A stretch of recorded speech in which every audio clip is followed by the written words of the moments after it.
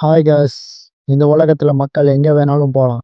ஆனா ஒரு சில இடங்களுக்கு எந்த நாட்டோட கவர்மெண்ட் டாப் ஆஃபிஷியல்ஸால கூட போக முடியாது. இந்த இடங்கள கவர்மெண்ட் அவங்களோட சீக்ரெட்ட மெயின்டெயின் பண்றதுக்கோ, இல்ல சுற்றுச்சூழல் பாதுகாப்புக்கோ இந்த இடங்கள ரெஸ்ட்ரிக்டட் பிளேஸஸா மாத்திட்டாங்க.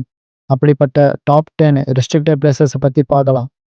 உங்களுக்கு எங்களோட கன்டென்ட் பிடிச்சிருந்தா லைக் பண்ணுங்க, ஷேர் பண்ணுங்க, சப்ஸ்கிரைப் பண்ணுங்க. இனி வீடியோக்குள்ள போலாம். Number 10 Vatican city.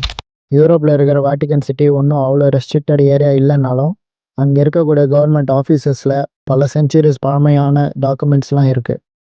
அந்த டாக்குமெண்ட்ஸில் பாப் ஆண்டவரோட லெட்டர்ஸும் கவர்மெண்ட் டாக்குமெண்ட்ஸும் அடங்கும்.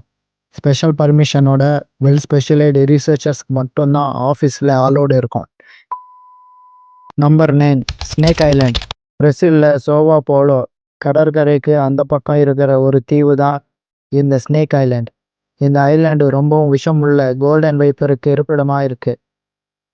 இது மட்டும் இல்லை, இந்த தீவில் 1000 வகையான பாம்புகள் இருக்கிறதால பிரசிலியன் கவர்மெண்ட் மனிதர்களையும் அழிந்து வரும் பாம்புகளையும் பாதுகாக்கிறதுக்காக இந்த தீவுக்கு போக்குவரத்து தடை விதி